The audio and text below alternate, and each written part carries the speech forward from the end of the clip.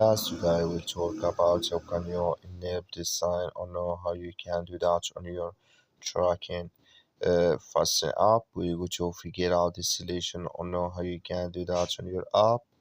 So you just follow these ways, then it's going to work with you. So all you have to do, you just go down. So it's going to show for you like this. You go down, click here on me. When just click here on me, it's going to take you to this list. It's going to show for you like this. Then you go above this sign, click on it here. So then it's going to take you to this list. It's going to show for you like this. Then you click here on notifications here. Then you come to next step here, come here to fetch printing search. Just click in this sign. Then like you see this color show for us here. That's the main fetch printing start notifications enabled with us now.